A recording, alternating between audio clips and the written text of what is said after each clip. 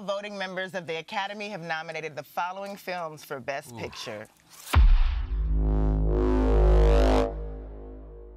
Well, 13 might be unlucky for some, but not for us, because this is episode 13, and we have the pleasure of reviewing the 9 films nominated for Best Picture at the upcoming Academy Awards. Okay, let's go. I have to say, to start with, I think it could have been 10. Absolutely, yeah. Having seen a few more of the films now. Yeah. But I'm really, really pleased. I think it's a really good batch this year, and it will be a memorable year, especially with 8 of the 9 have 6 nominations each or above. And with Joker at the top with 11, then 3 other films beneath that with 10 each. This has never really happened before. No.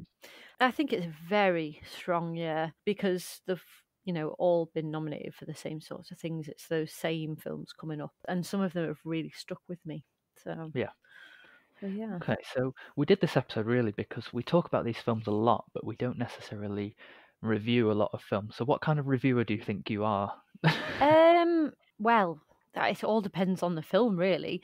I think I could probably be a bit harsh if I really didn't enjoy the film. I will, But on the other side of that, I think I'm quite open to having my mind changed. Yeah, that's good to know, because I think in the past you haven't been so flexible. Yes, with your I opinions. can be very dismissive, but I feel like I'm becoming more and more critical, I have to say. Yeah. What kind of reviewer do you think you are? Objective, we know that. Mm-hmm. Today, I'm going to be harsh. Oh. They're all in a category of best, and this is a competition after all. So, and we've been singing the praises of a lot of these films for weeks and weeks and weeks. So if there's ever a time to be nitpicky, it's going to be now. So even the films that I love, I'm probably going to be quite harsh on them. There's always room for improvement. So, Okay, so you're bad cop today then. Okay. Not all bad cop. So the first film we're going to talk about, which we both watched this week for the first time, is Parasite. I thought this was brilliant. I love this. What I like about it, maybe the most, is that it feels so simple. The story is so basic, but at the same time, it's so original as well, in a way where it's hard to place into any one genre, really.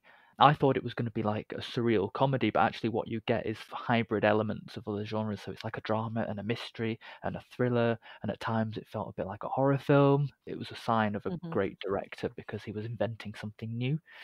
Of all of the 9, it's hard for me to say what could have been better because it was clear on what it wanted to do, what it was, what it wanted to say. It really knew itself. So in that respect, I thought it was brilliant. And the fact that the trailer didn't give many plot details away, I'm actually really impressed by, because you could tell that there were going to be twists, but they weren't the twists that you were expecting. And in ways, it was much darker than it could have been. All the metaphors and the subtext and the themes about class divide and inequality and capitalism, all that stuff, I think it's just downright genius, and it's perfectly balanced with the story. One doesn't overshadow the other at any moment in the film. Great performances all round. I'd love to see it win Best Picture. I'm rooting for it. Okay. I'm unfortunately, you're not going to like this, I'm on the other side of the scale. I really struggled with some of it. I had to stop it twice just to take like 5 minutes and then go back to it. Really? Yeah, I felt it was slow in a suspenseful way. It was like easing you up to this, what's going to happen. And I think the last 10 minutes were absolutely crazy. I wasn't expecting that. There were definitely things I liked about it. I thought it was a very twisty screenplay. So I think its chances at original screenplay are very high.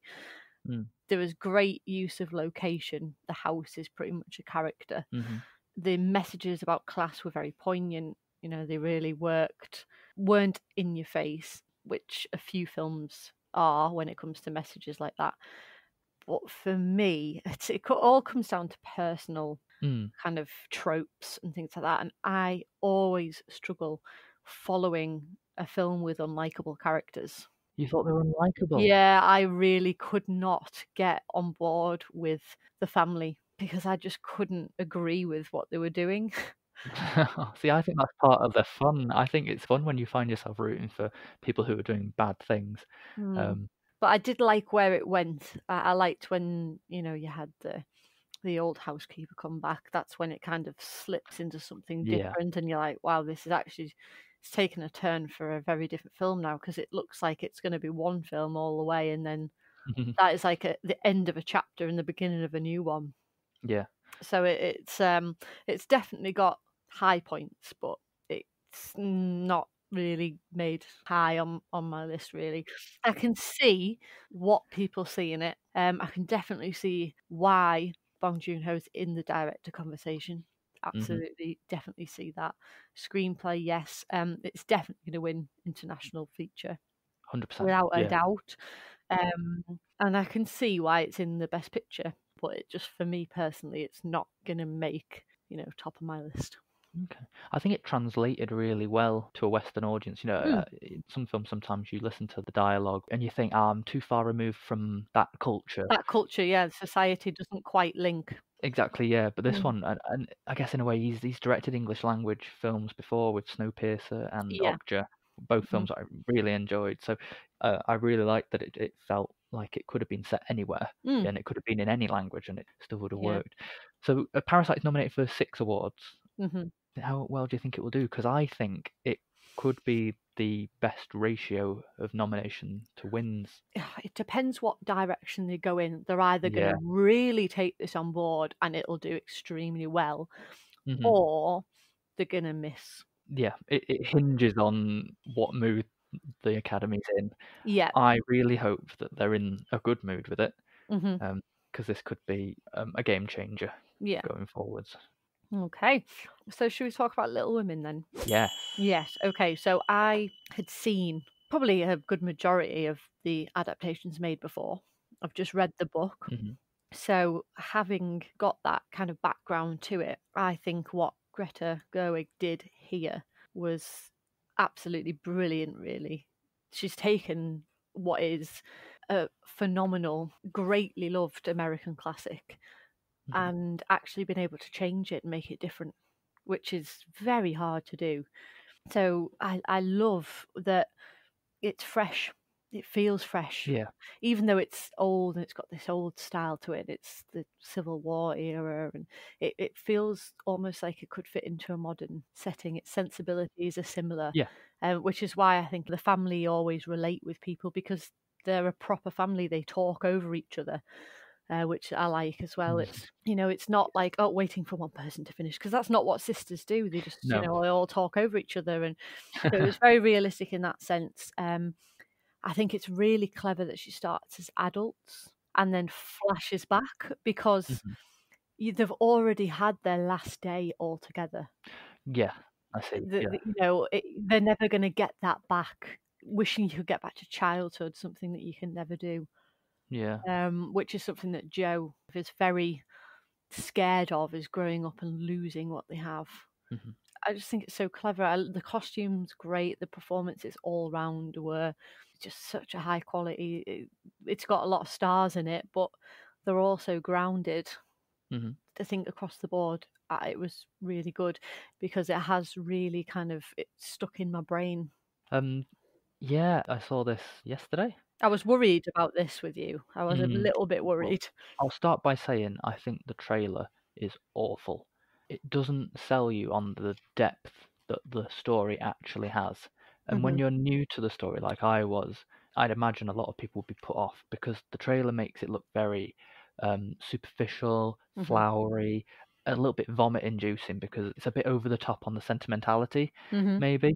I couldn't have been more wrong, and I think that trailer couldn't have been any worse, because I actually loved it. Good. I knew I loved it because I didn't move at all in the entire duration, but I was transfixed and I was really, really sold on it. And I can only really echo what you've said, really. Great performances all round. I believed the relationships, but the family as a unit as well, and I thought they looked like a family as well. Emma Watson, I'm not so sure yet. I don't think she's quite mastered American accents yet. I just still see her as very British. I'm not sure whether I would have cast her. In particular, I thought Saoirse Ronan was great. Florence Pugh, and I don't know why I ever doubted her, because she's fantastic. Yeah.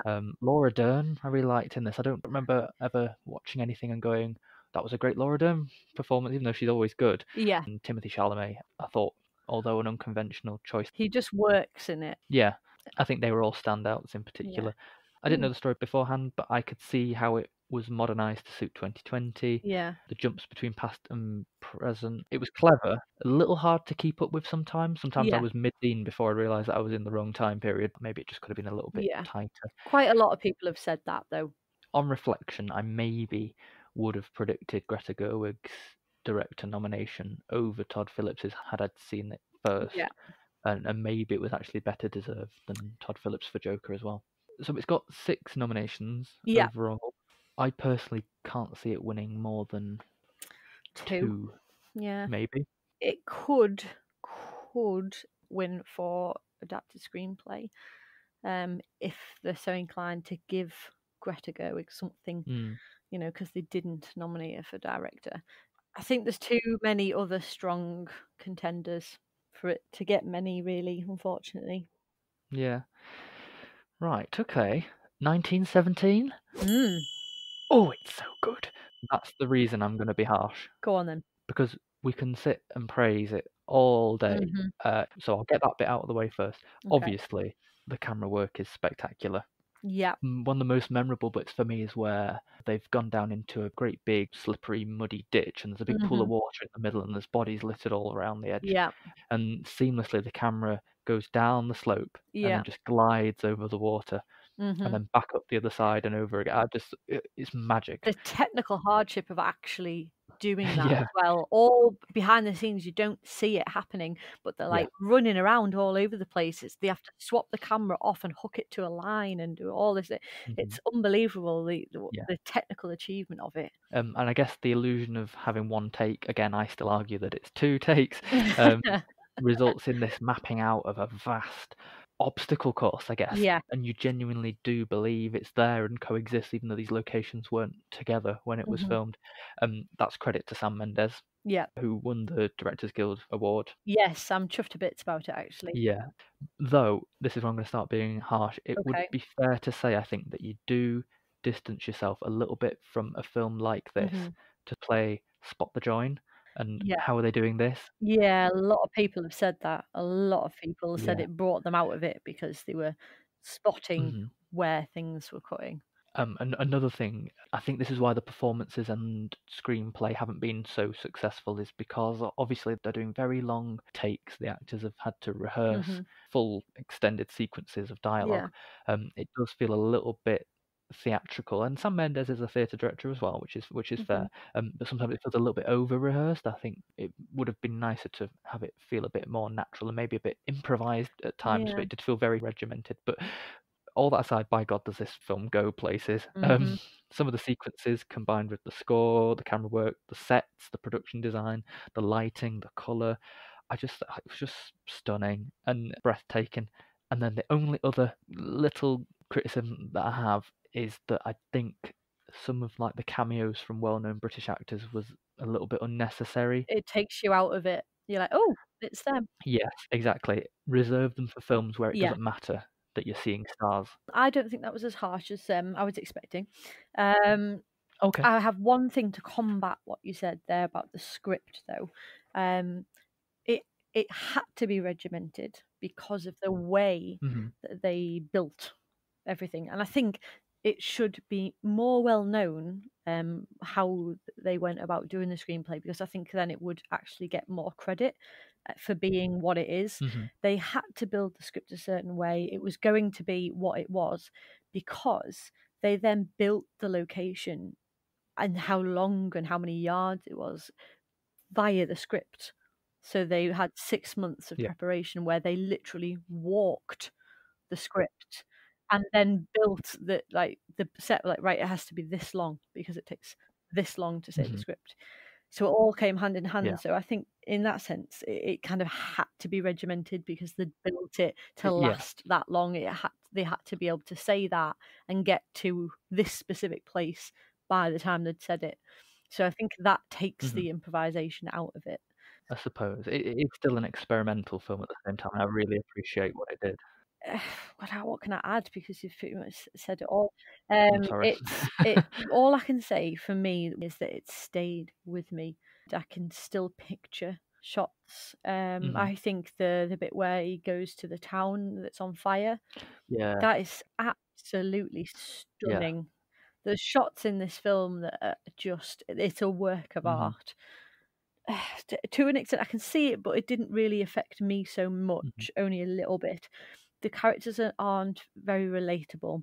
No, I guess not. You don't really find out much about them either. Yeah, I've heard people say that they struggle to get into it because of the characters. They couldn't get on board with the characters because they're quite cold. Which I think that's the point. George McKay's character is he is cold. Yeah. He's obviously seen a lot more than his colleague, Yeah. who doesn't seem to have seen as much, experience what he's experienced, and it's hardened him. Yeah. So obviously that's meant to be part of it. But I do understand what people are saying. I think it didn't emotionally hit me. Yeah. I think, like you say, on the one hand, they're obviously products of their environment.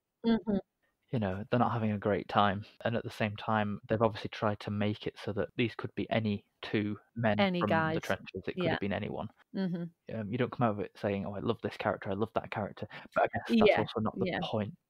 And awards-wise for this, I think this is going to come out with the most on the night. Yeah. I think it's going to do really It's well. got the technical categories on its side. Yeah, I think cinematography is an absolute lock. I think 100%. that's clear to say now that it's going to get that. Now that Sam Mendes has won Best Director, I think that's probably quite clear he's going to come out with that one. And I think this will take Best Picture. Okay. I think it'll take it, and I'd be very, very pleased if it did. It's got more of a claim than some of the other films. Yeah. Now. I'm backing this one. That's the one I want to. I want to win. So, Jojo Rabbit then.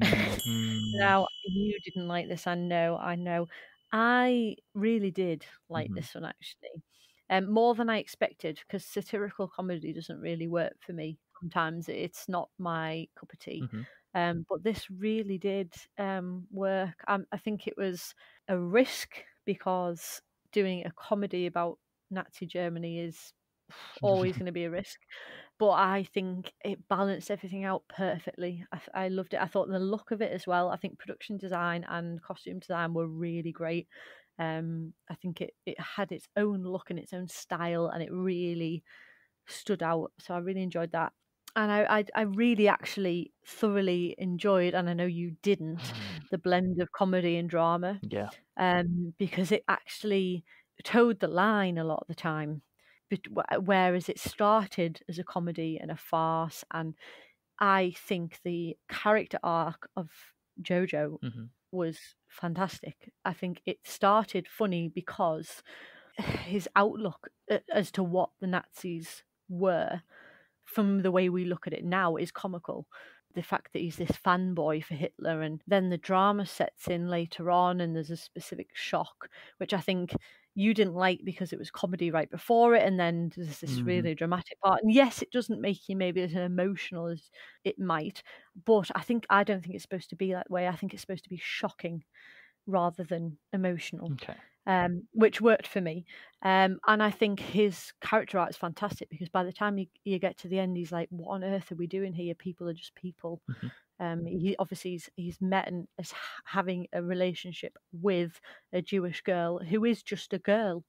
He doesn't see her as a girl at first. He's writing a book about Jews and them being beasts and this, that, and the other, and and then at the end, he's completely changed his mind. And the way that he looks at his imaginary friend, who's Hitler at the beginning, who he looks up to and takes advice from, and even though it's ridiculous, and the portrayal of him is great, because they just make him a pompous fool, which is what you would need to do to actually successfully make the film. I think you couldn't portray him any other way for it to work. And by the end, he's got no voice, he's got no power over him anymore, because his opinions have changed. I just thought it really worked for me. Go on then, why did it not work for you? I do agree with a lot of things that you've said, like the look of the film, costumes and production and all that stuff, and the character arc of Jojo. I do just mainly disagree where you say that it was balanced well. I don't think it was balanced well at all. I think it would have worked better as two separate films. And looking at the source material that it's based on is a very dark, sad book about the Jewish girl hidden in the house. Yeah. So it is unusual to me that he's taken that and then infused it with a whole other film. So, in my opinion, either give me a comedy about the Hitler Youth or give me a drama about a Jewish girl hidden in the house. Flitting between the two for me was tonally confusing. It doesn't really give you enough time as a viewer to process how you're meant to be feeling at any one time about a character. Because one minute you're laughing at them, not with them, you're laughing at them, and then you're expected to be crying with them. Your position as a viewer is unclear, and I get that does induce some shocks, but to what extent can you really be shocked in a film where people are dying anyway if someone dies, and you've been laughing at it previously? To me, it needed to be a little bit more clearer cut about what it wanted you to feel about it. I feel like I got half of a comedy and I got half of a drama, but I didn't get a full Jojo Rabbit film.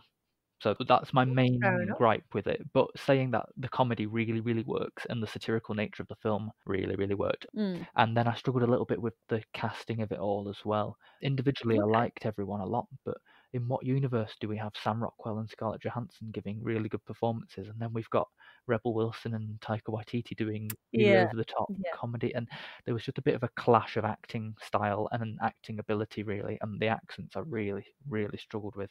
We get it, you're all English-speaking people. Do the film in English accents if you have to. I get it, you're playing Germans. Level it out a little bit and let's have it a bit more of a consistent playing field, because I don't think everyone was up to doing the accents, and there was kids as well, so I don't think it was going to work. Well, fair enough. Fair enough. I can see why there's a divide between audiences and critics, but I think I sit on the critic side. Again, I can see all those points as well, though, so I do get that. Yeah. I think it's just it's one of those films, isn't it? You're going to get one or the other. It is a very divisive film. Well, it's divisive in terms of subject matter, which I think is why a lot of people have been divided, but not for me. Yeah. Just the film itself, the way it was done. I'd rather watch two separate films about these two separate topics. Sometimes that's fine, though. I'm quite okay with people sitting on two different sides of it, though. I think that's quite interesting. Well, it starts a conversation, doesn't it? Yeah, well, this I can totally see that. Yeah. So this has got 6 nominations as well. Personally, I don't think it's going to come out with anything.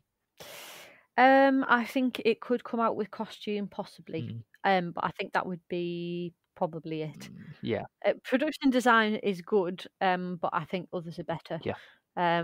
So it probably wouldn't come out with that. I think it's best it could chances. fall by the wayside. Yeah, unfortunately. So yeah, it's probably not going to get a lot. So those were the films really that we've not had a chance to talk about so much because they've not been out as long. No. And then I guess the other half now are the ones that we have talked about for a while. Yeah. The first of those is The Irishman. And I don't feel like I've really got a lot to say about this. No, I really don't either. It's not sat well with me over time. Not that it's bad, it's just, it was obviously a return to the great Scorsese gangster film, and it does join that canon of great films that he's done, and he never produces a bad film, but this just isn't his best or the most memorable, really. Because it's the same. Maybe. I think. Yeah. It's just more of the same. Yeah. Its reputation is preceded now by how long it is. Yeah. And that doesn't make you want to rewatch it anytime soon. I can't see myself rewatching it for a good 30, 40 years. I could go without seeing it again. However, I do think the 3 lead performances were excellent, and from veteran actors as well, so it's nice to see that. And I do think nominations for all of them would have been deserved, but at the same time I wouldn't have been upset if they were all replaced with the likes of like Willem Dafoe for The Lighthouse, Shia LaBeouf for Honey Boy, Song Kang-ho from Parasite, maybe even Taron Egerton for Rocketman. And then I guess another weird thing about this is the conversation around visual effects, because they've all been de-aged in a lot of the scenes. Yeah. And a lot of people are saying that they think that's going to win the visual effects Oscar, but no, I wouldn't personally give it the win over things like The Lion King, which have been like completely constructed from scratch. And then there was something on the internet where someone's gone away and done a better job at home of de-aging the characters. And I just think, I don't know, I'm not sure, but someone made a really good point to me the other day. Despite their faces looking young, they still move like old men, and it detracted a little bit from what could have been a really good digital de-aging effect. So I enjoyed The Irishman, and I did come out of it saying it's exactly what you'd expect. But has it really stuck with me? Not really. It was exactly what I expected. I didn't enjoy it while I was watching it. I was quite bored for quite a lot of it. The second half was better. But the second half is the length of an average film. Yeah. I had to struggle through a film's length to get to the second half, which was better. Yeah. I don't think Joe Pesci should have been in there, really. He's very subtle in his acting style. Yeah, it's extremely subtle. It's quiet. But there's other performances I think that could be there that outshine it. Yeah. The de-aging, once you're watching it, it works within the film, but it's very jarring just looking at Robert De Niro. I don't think it works. It's the eyes, I think, for me. So it doesn't work. And I know that they actually tried to have them moving like younger men. They did actually have someone employed to be working with them on that, I've read. There's only so much you can do. But obviously didn't. Yeah, and I mean they are old men. Yeah. You know, you can only do so much to combat that, really. But yeah, no, I haven't got a lot to say about it. I will not be watching it again. No. Because it didn't interest me. And I mean, part of that's on me because I don't really enjoy gangster films at all. Yeah. But then again, I really did quite like Goodfellas. So yeah, it just didn't have much going for it for me personally. It's another one of the films that's nominated for a lot of awards, so 10 again. Ratio-wise, I think it'll do the worst. Potentially, yeah. We talked about the de-aging stuff, and there is a conversation about that winning. No, I just can't see it. I think Scorsese's out of the question. Yeah, definitely. I think best film's out of the equation. The actors, I think they cancel each other out. Yeah, that's true. That's usually the case, though, when two people from the same film go into a category. They usually do cancel each other out. And then there's obviously the infamous category of editing, you know, where it often goes to a film that's unspectacular, I guess. I just don't think that it's got many chances other than this. I mean, Thelma Schoonamaker's a very famous editor, and she's very successful, and she's good at what she does. So I think if it was going to win anywhere, it would be this one. I don't really see it winning anywhere else. The only other one that I think could be a real upset on the night is the costume, because they're done by Sandy Powell, but they're just suits. They are just suits. I just don't. So I'd be really upset if that happened. I would. I wouldn't like that. So I don't think it's looking great for The Irishman, really. It was well received in like the first couple of days it came out, and then nobody was talking about it anymore. Yeah. But hey, it happens. It does. So Marriage Story then. Very different film when you put it against the others. Yeah. It's a bit like Kramer versus Kramer, that kind of 1970s drama that you used to get quite a lot of, but they don't really do so much now. It's another one that has stuck with me. I thought it was okay at the time. I thought it was quite powerful, but it's just really, really stuck in my brain. I loved how realistic it felt. You believed that these characters has been together for 10 years and that they had this relationship and this bond, because it wasn't just breakable. You couldn't just split and be two separate people, because it doesn't work like that. You know, it was the little things like tying the shoelaces and, you know, little intimacies that you just can't break off just because you've decided to separate. That really worked for me. And I think the fact that it's come from a real relationship, Noah Baumbach's actually talking about his own divorce, it really works. I think Adam Driver is superb. He is fast becoming someone I will watch in anything, because he's just, there's something about him. He's very striking. He's different looking as well. Yeah, he's not your conventional. Yeah, not at all. But there's something about him that just draws you to him. He's had a fantastic year this year, and this is by far, I think, the best. And even, I mean, I'm not a particularly big Scarlett Johansson fan, I have to say. So if there was one part of it that didn't really work for me, it was her. But even so, she's great in a great film. It does work. I'm just not a big fan, so I would have preferred it maybe if it was someone else. Personally, for me. I thought the script was fantastic. I really did. It felt based on reality. It really did feel like it had come from someone's actual experiences. Mhm. And I think that ultimately works for the film. Okay. I don't want to be the bad cop. No, go on. But I Go will on. start by saying, I finished it and I was like, oh yeah, great. For me, the Mhm. more I've thought about it, the more I've taught myself out of that, Yeah. which makes me think I probably should watch it again because I don't want to be saying unfair things. But these things I think are valid. Mhm.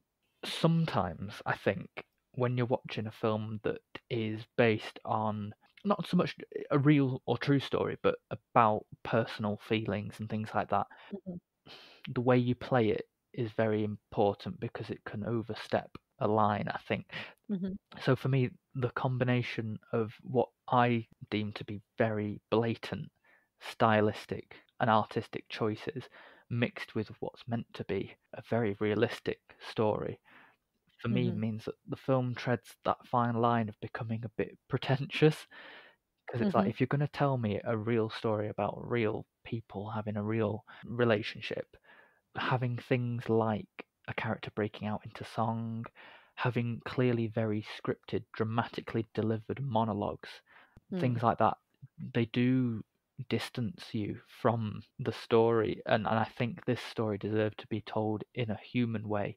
For me, the personal felt too crafted. Mm. And at times, only at times, but it did ruin the authenticity of it for me. However, Adam Driver, brilliant. He outperformed Scarlett Johansson. Oh God, yeah. Yeah, It absolutely. didn't help really that I think his character was more likable than hers. Yes. I don't look back on her character and be like, oh, I felt sorry for her. I didn't really. I don't know why. I just didn't like her. I think it's supposed to be the other way around as well. I'm not sure. Because she is saying that, he never views her as an individual. It was all Yeah. about, what she could bring to him. Mhm. So it's meant to be the other way around, but I feel like I felt more for him than I did for Yeah. her. Again, maybe it's because it was Scarlett Johansson and maybe she's not very personable sometimes. Maybe.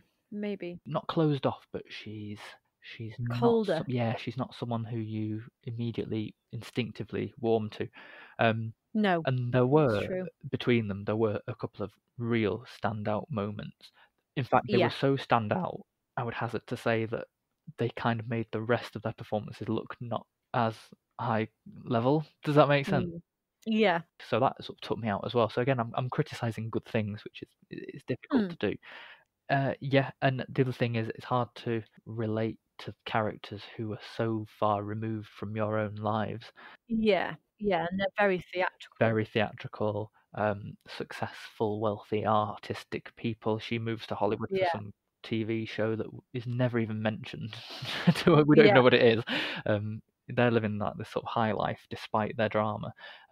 Mhm. If Marriage Story was a gritty British social realism film, I Mhm. think it would work a lot better. Yeah. This one, it felt like it's like I want to feel sorry for you, but both have great lives still. So I'm just like, Yeah. not so sure. I did enjoy it though. What do you think of its awards chances then? Well, what's weird about this is somehow Laura Dern is winning everything. Yeah, I don't really understand it. Yeah, It's a career award, I it must think. be. It must be. I'd give it to any of the other nominees. Not that Mhm. she was bad. In fact, she was probably one of the more No, consistently good no. things about the film. So I will give Yeah. her that. I like Laura Dern, I do, but I just don't see it for Yeah. this. Like we said, I'd rather her have it for Little Women than this. Yeah. So overall, I don't think Marriage Story deserves any wins this year. Not to say that I don't think it will get one. I think its only other chance really is original screenplay, but again, there's a lot of Yeah. other better films in there that are probably gonna Yeah. take it. So. Pretty likely. So, Joker. Mm. And again, we've talked about this for quite a long time, so I will keep this one relatively brief. With Joker, it's all about the performance, and ultimately, I think that's all everyone's really interested in. Joaquin Phoenix makes the film; it is his film, and without him, I don't think this is a film that would have been worth making. It's a brilliant reinvention of the character. It's a plausible origin story that I think got quite a few critics shook because somehow they thought that if you exhibit the truth of the reality of, I imagine, so many people with mental health issues, it's apparently dangerous or inappropriate. As far as I can see, everybody else loved this film, and they love Yeah. Joaquin Phoenix in it. My only real criticism, really, and it has weighed on me a little bit since seeing the film, although I came out absolutely buzzing. I would have preferred the film to cut ties with the Batman lore altogether, even if only for this film. Joker's name's on the poster. It's meant to be an origin story. If I wanted another Batman film, I would go and see The Batman or whatever other thing he's going to turn up in. I'd like to have seen the origin story done in some other way that didn't lean so heavily on the Bruce Wayne parents story, because I do think that's very repetitive and we've seen it a million times before. I think it would have worked just as well without relying on that, but that's it really. That's my only real criticism.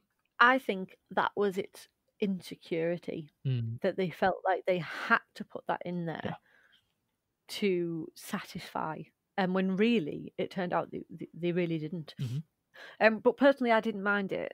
No, when it was on, I didn't mind it. It's one of those little nostalgia beats, isn't it? It's like, oh, look, Yeah, you know, and that was fine for me. This film has grown in my estimation since I've seen it. I did think it was extremely good when I saw it, but I feel now, apart from 1917, it's probably the film that overall I feel does the most. In all its categories, I think the production design is fantastic. I think it feels gritty and grimy and grotty. You just don't want to be there. You wouldn't want to be there. And it makes you understand why his character struggles so much too. I think the score is so much a part of the film. It is ridiculous. I think it's haunting, and it really is part of the film. It's like the fact that he's actually, like, you know, at times dancing to that score. I think that is it's absolutely. So that's a huge part of it. I think, like you said, the performance, it is his film. It's just altogether his show, basically. And he did it to an absolute ridiculous degree. I think it's the best performance to have been nominated in decades. I think it's absolutely unbelievable. He just absorbed that part and it just became him, which was incredible. I even think Todd Phillips did a very good job. I know a lot of people are really harsh, very critical of him, but I mean, at the end of the day, he was the one that put the whole thing together, and it does work. I think it was an extremely well-made film, very successful, obviously, in the amount of money it's made and critically. But I think overall as a movie, it's up there with 1917 for me. I think it was superbly done, and it just all worked. Yeah, it's brilliant, isn't it? I think it's a shoo-in for Best Actor, obviously. Other than that, I think probably only score. But then again, a lot of people are talking about 1917 now as well. Even though Joker's won 2. I could maybe see it going to 1917 for score, which is going to make my predictions very hard, because I would give it to 1917 personally.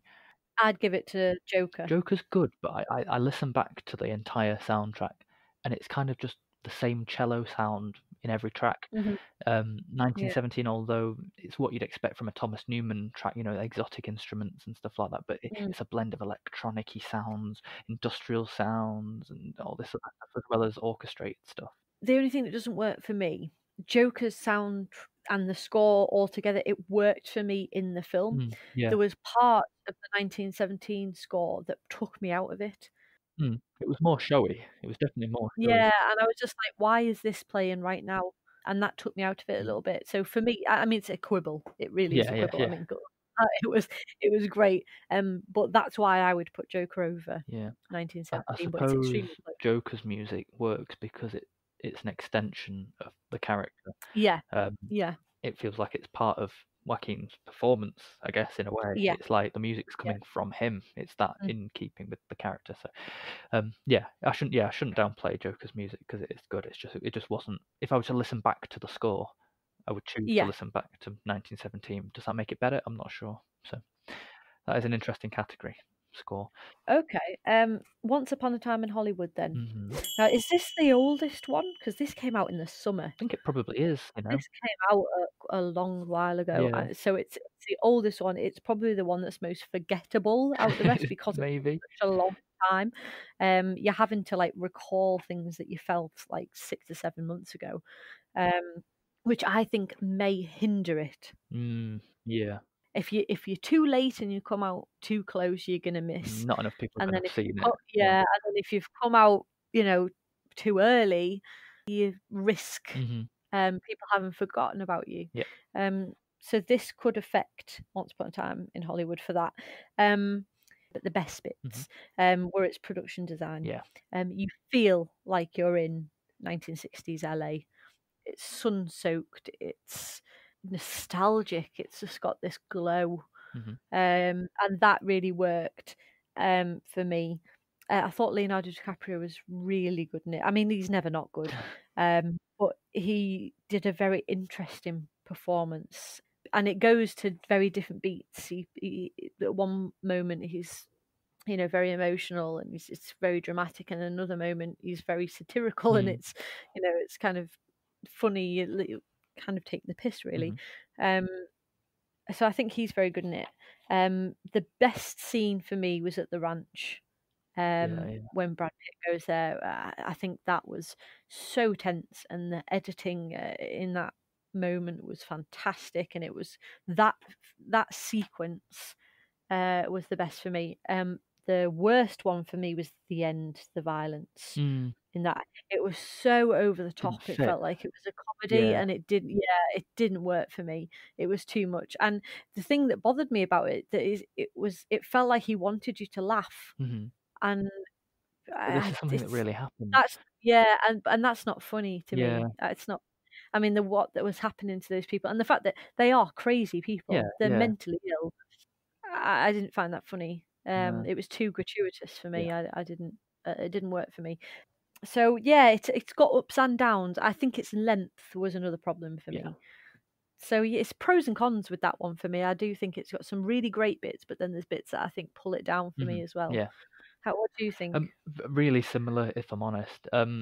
It's similar to The Irishman in a way, because like with Martin Scorsese, they both consistently produce high quality films, Yeah, they've got a reputation for it. But at the same time, their films are often very similar in the way that they're constructed, in their tone. With Tarantino, because they're slower in pace, long in duration, and sort of meandering in style, it's one of those films that can feel really amazing when you're watching it and immersive, but ultimately it's inconsequential once it's over.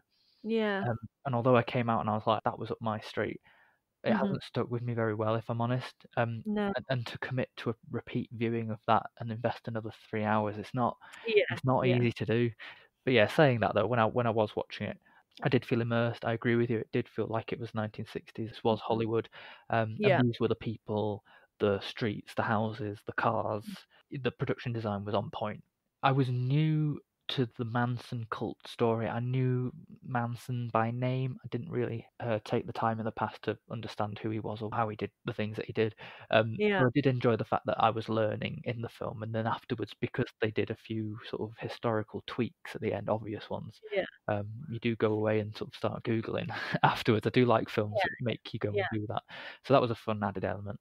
And I echo what you say about the cast. Brad Pitt plays cool very well. Margot Robbie plays likable very well, and Leonardo DiCaprio played the fading actor very well. It was decent. Awards wise, I think production design is probably a good bet for it, and I'd be quite happy to see it get it. Yeah, I think it probably will. Supporting actor, I don't understand at all. No, I just don't understand at all. He's basically playing himself. Yeah. He's a cool, middle-aged guy, very easygoing, laid back. That just looks like Brad Pitt. Yeah, it does. He's not doing anything really. No. I don't understand it Yeah. whatsoever. And I just think when you look at the actual category that he's in, I don't really understand. Again, I think it's probably a career award, because I can't see why else he would be He would have sweeping. been a better nomination for Ad Astra. Yeah, absolutely. I think he was so much better in that. He really did give a great performance in that film. Yeah. What I find interesting about Once Upon a Time in Hollywood's nominations, I don't think it deserved 10, really. It's consistently good across the board, don't get me wrong, but for it to have the sound mixing and the sound editing nominations over things like Rocket Man. Yeah. What's the point in nominating if it's not going to win? Do you know what I mean? Yeah. I think it's like, oh, it's Tarantino. Yeah, and he is an all-round good filmmaker, and he does give equal attention to all parts of his film. But Yeah. nominate the films that have a chance of winning. Don't just nominate them. I don't see the point in doing that. Yeah. So it could be another low win to nomination ratio, I think. Mm. Bearing in mind it's got 10. Yeah. So yeah, okay. So that covers 8 of the films. The 9th film, you haven't seen it yet, and I No, saw it last night. Yeah. It's hard really because Ford vs Ferrari. It's a subject matter that I had zero knowledge of and not a whole lot of interest in, if I'm really honest. However, it's the mark of a good film when you start rooting for the characters regardless, and for the story as a whole. So although the first 30 minutes I felt a little bit inundated with car names, makes and models, numbers, racetrack names, and a load of jargon, that went over my head. After that, though, it kind of settles into the main story arc of we're Ford and we're going to build a car to rival Ferrari at the 24-hour Le Mans race. And that's where it starts taking you. And the fact that the entire last 45 minutes of the film is dedicated mostly to the race itself, and you're still kept on the edge of your seat throughout, is credit to how the film is made, really. Yeah. It feels like a smaller film in comparison to a lot of the other nominees, but it really does have its own personality, really. It's a very slick and smooth and attitude-filled film, and I think it's largely down to the sound design and the editing. Between them, that comprises 3 of the 4 nominations that it's got. The soundtrack and the performances as well. Matt Damon's good. Christian Bale is better. Yeah. Likewise, Katrina Balfe as Love his her. wife. They together are great, and they're just so much fun to watch. They're endearing, and you want to root for them. So yeah, I thought, actually, I wasn't expecting it, but I thought it was a better nominee candidate for Best Picture than some of the other films that were nominated. It's definitely there on merit. Yeah, it's deserving. And there's not a moment in the film where you sort of go, that wasn't very good. Ooh, that could have been better. It convinces you all the way Yeah. that this is what it should be. And a bit like with Parasite, it knew what it wanted to do and it did it. And you can't fault that, really. So yeah. Oh, I did like the look of the film and the fact that Katrina Balfe's in it. I love Outlander, so I'll watch anything she's in. She's actually in it quite a bit. Good. I'm looking forward to seeing it. I like Christian Bale and Matt Damon, so Yeah. And I'm not so much bothered about the car things. I really, really loved Rush. I'm not a car fan by any means, but I really loved Rush. I think this is better than Rush, if I'm honest. Yeah, so I do look forward to seeing it. Yeah. Again, awards-wise, though. Yeah, I don't know about the sound ones, It could win them over 1917. Yeah. There's more sound in it. I don't know how else to say that, but they're all cars. It's mostly car sounds. But you do feel it. I think a lot of time with the sound awards, because people don't necessarily understand how it's kind of made and how the category is made up and how it's decided. I think people go with what's the most obvious to them, and if it's noisiest, loud, if it's loud and you notice it, and they tend to go with that one. As crude as that might sound, it can be that simple. Well, by that same logic, then its editing nomination could also very much go that way. I don't know if it will, because editing often goes to either undeserving films or films where the editing is much more subtle. So I really don't know. It could go completely unseen this year. It could be the one that gets nothing. Or it could be the one that sweeps most of it awards. Yeah. That's a really interesting choice.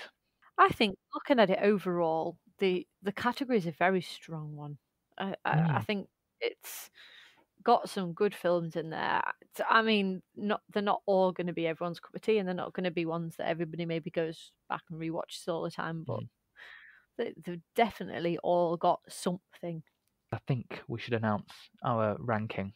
Yours is 8, mine is 9, but who cares? Okay. So I'm going to cue the fanfare.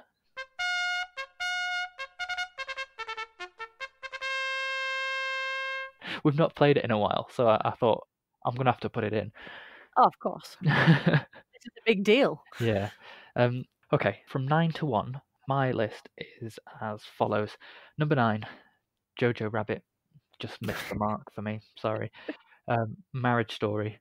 You've got to adapt your style to suit your subject matter, and in this case, it didn't require style. So that's Marriage Story. Number 7, surprise, surprise, it's arrived here. Ford versus Ferrari. Really consistent film.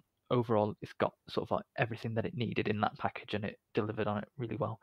It nearly beat number 6, The Irishman. I'm only keeping it this high up just because it is a consistent Scorsese film, but yeah. Number 5, not as high as maybe it could have been in the past, but Once Upon a Time in Hollywood. Good, decent, strong candidate, but 4, believe it or not, Little Women. That's much higher than I expected. Again, it knew what it wanted to do. It encompassed everything that it stood for.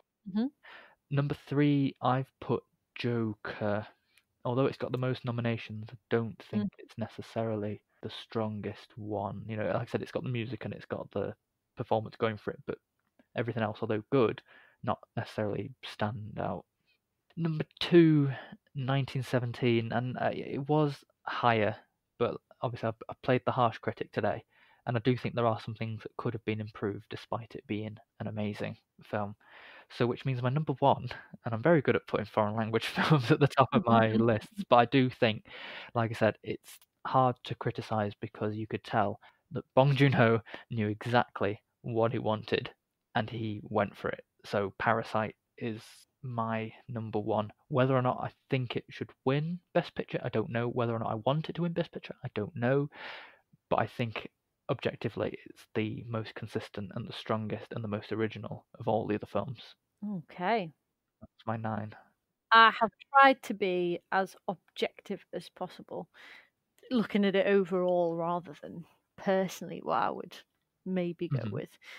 So for me, I mean, Ford versus Ferrari has to be number 9 because I haven't seen it. Yeah. Let's pretend it has to be there. Yeah. So for me, my number 8 is The Irishman. I just think it's the same as what he's always done. Yeah. It's not to say it's not good, because you know it's always high quality with Scorsese, but I don't think there's enough to make it stand out. Number 7 for me is Marriage Story. Though it would make a lot higher on my favourites list, when you put it all together technically, it really is just the script and the performances that make it. It's not technically as impressive as the others. It's not got the same calibre. Yes. Number 6 for me is Jojo Rabbit. Again, probably maybe would have gone a bit higher on my own list. But as far as, like you say, consistency and with everything working and what it achieves, it's not as good as some of the others. Number 5 for me is Parasite. Yes, I know it's not as high as you would like it to be. I've just redone it though. It could actually be a lot lower. So it's higher up than I had it before. Because what it achieves, yes, it does achieve. Yeah. It's you know, it does everything that it wants to do correctly and very successfully. It's just personally for me, it didn't quite hit the mark. But I do think it's got international in the bag, and it could quite easily take Best Film as well. And I could see it happening. It wouldn't upset me too much. It could have been more groundbreaking, I think. But despite that, I think it's still really sure of itself. Yeah, it's very good. I think the hype killed it for me because it's so hyped up. And having watched it after all the hype, it's like, that can it's happen. good, but it's not. Yeah. So number 4 for me is Once Upon a Time in Hollywood. Okay. I just think for the length of it, it is consistent in what it does. For that whole run time, it's, you know, the quality stays very high.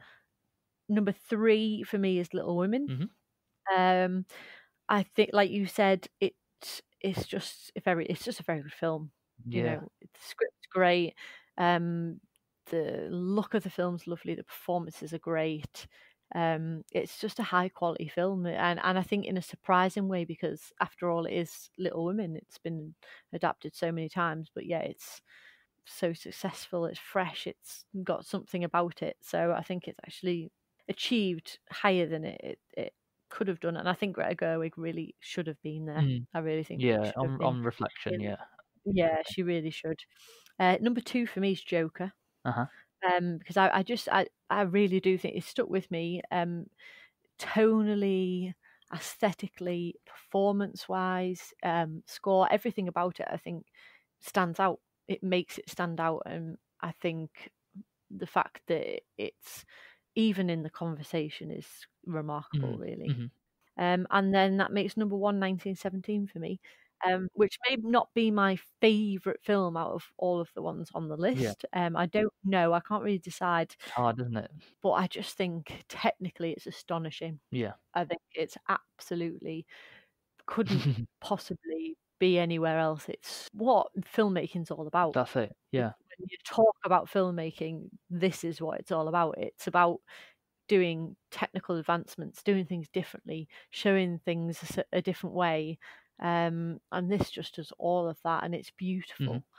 I know we have Remembrance Day and things like that, but I think even so, I think people tend to think more of the Second World War now than they do the First. And it is so important to remember why we talk about it, because we wouldn't be where we are if it wasn't for the sacrifices that people have made. And I do think that message will fit in any time.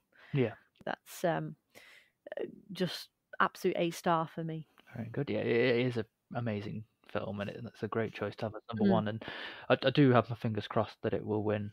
I think it's because it's a very British film as well. So that wraps up our Best Picture in Review episode. But as we always do, we need to recommend a film. Yes. I won't pap on about mine because I've talked about it today already.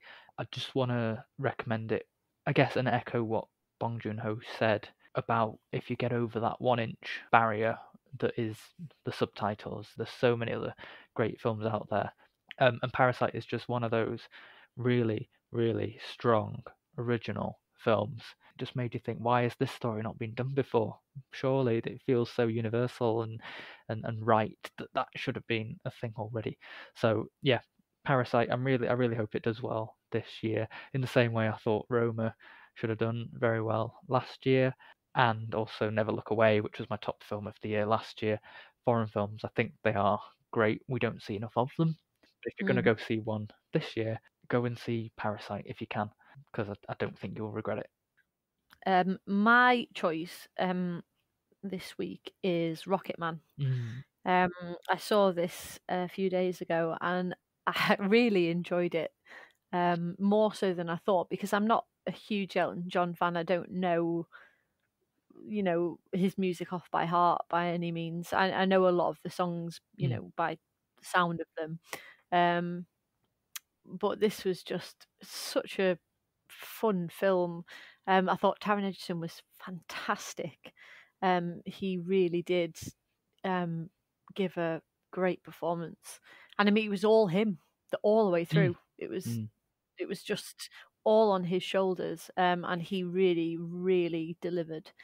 And yeah, it was stylish and different, and however true it turned out to be, I don't know, but it was good fun. Yeah. It was really good fun. It was very striking, costumes, and very colourful, and yeah, it just it was good fun, really good laugh. My only big gripe with the film, and I think I've probably mentioned it at some point before, is that it's a film produced by Elton John.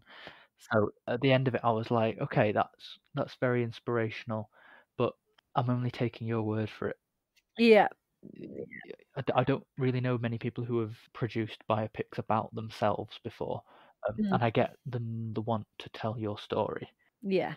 But it's a bit weird that you're promoting yourself. Yeah, pinch of salt. Fair enough. Okay, so Matt, where can they find us? Oh, you're testing me now. I am. I'm ahead of you. I've got it up.